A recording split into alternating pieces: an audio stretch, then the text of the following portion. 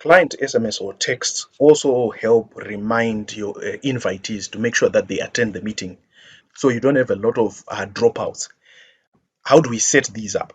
If you scroll down on your far left to client SMS, it will take you to the settings for the SMSs. So remember, you can create many reminders out of this. So whenever you start, you have to create a template, but there's always a basic template that's there for you. So there's this template number one. We can rename it to say 1 hour reminder. So we can send a reminder 1 hour before a meeting starts. If we scroll down, you'd have to choose the appointments that are attached to this email reminder. For example, I can choose that the email reminder be active for consultation and onboarding clients. These are the meeting types that I have. So after that, I click select. So it's active for two of appointment types that I have. This means 1 hour before.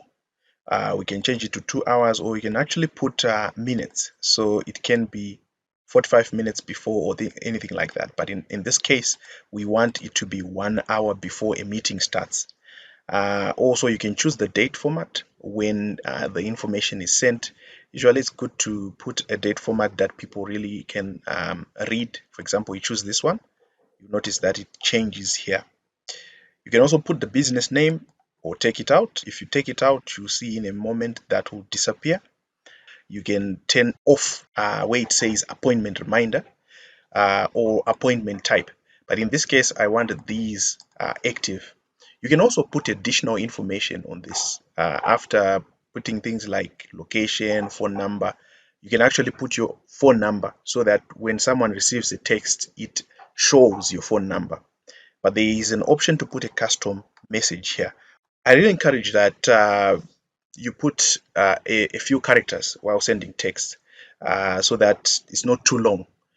So you put short text there, and just make sure you include all the information that you want as a reminder so that someone can quickly understand what this is about.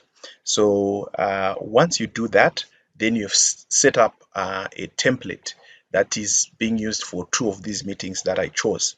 You can also duplicate the number of templates. So you have several templates that you can make use of. If you duplicate the template here or add a new template, that means that you have many other templates that you can make use of. For example, if you want to have a 1 hour reminder, a 10-minute reminder as well on the same meeting, then that's possible. You simply create a 10-minute template and a 1 hour reminder template through text. So this is how we set up texts that we use in Squarespace scheduling.